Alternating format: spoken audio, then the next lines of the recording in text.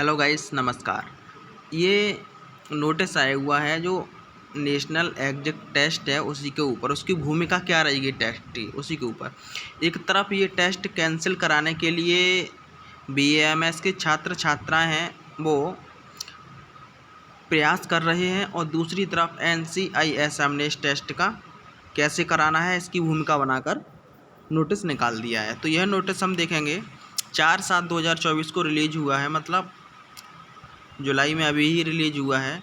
सारे कॉलेज के principal dean director को ये भेजा गया है, guidelines of for conducting national exit test next by NCISM.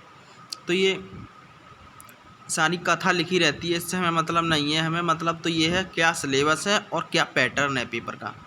तो हम देखते हैं आगे चल के।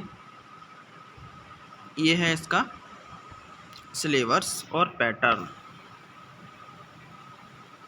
देखो 11 नंबर का पॉइंट है इसका स्ट्रक्चर पैटर्न ऑफ एग्जामिनेशन। तो इसमें नेम इसका टेस्ट का रहेगा नेक्स्ट। क्वेश्चन रहेंगे 120। टोटल मार्क रहेगा आपका 480। टेस्ट ड्यूरेशन रहेगा 180 मिनट, मतलब 3 घंटे। और ये आपका टाइप ऑफ क्वेश्चन रहेगा एमसीक्यू क्वेश्चन रहेगा, और नेगेटिव मार्किंग 1 मार्क की रहेगी। अगर एक आपका गलत होता है तो 1 नंबर आपका जाएगा। लैंग्वेज ऑफ क्वेश्चन पेपर, जो आयुर्वेद रहेगा आपका हिंदी और इंग्लिश दोनों में रहेगा, यूनानी रहेगा इंग्लिश और उर्दू दोनों में रहेगा, और सिद्धा रहेगा वो तमिल और इंग्लिश दोनों में रहेगा, और स्वरिकपा रहेगा वो आपका भूटी और इंग्लिश दोनों में रहेगा। मतलब इंग्लिश ऑल उसका है पूरा ये, तो ऑल में इंग्लिश रहेगा, और बाकी लोकल लैंग्वेज जैसे जो जिसमें आयुर्वेद हिंदी में होता है, यूनानी उर्दू में होता है, तो उस हिसाब से आपका रहेगा। सिलेबस क्या रहेगा सबसे बड़ा, तो समस्या यही अटकी हुई थी अब तक, इसका सिलेबस क्या है, नेक्स्ट का सिलेबस क्या है। तो सिलेबस इसने साफ साफ एक लाइन में ही ख़त्म कर दिया है। The syllabus as prescription by NCISM for UG BAMS। The syllabus as a prescribed by NCSM for UG। अब UG का कौन से माध्यम का, कौन से कोर्स का आप टेस्ट दे रहे हो। यदि BMS आयुर्वेद का दे रहे हो तो आपका 5 साल का जो आयुर्वेद का सिलेबस है वो वहाँ से क्वेश्चन उठेगा। BSMS का भी 5 साल का से उठेगा। मतलब पूरा आपने अब तक जो आयुर्वेद पढ़ा है UG में वो सारा का सारा यहाँ से क्वेश्चन बनेगा। ऐसे ही चारों का बनेगा। अब next certificate will be issued to the qualified candidate.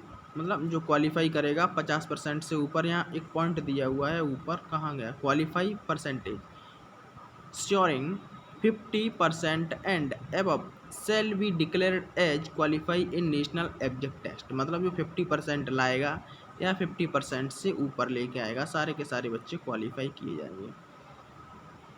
Examination pattern of examination, तो the examination shall be problem based test, clinical competency, understanding of medical ethics and ability to deal with medical legal cases। Question may include image, video, clinical case और स्क्रीनियो ETC।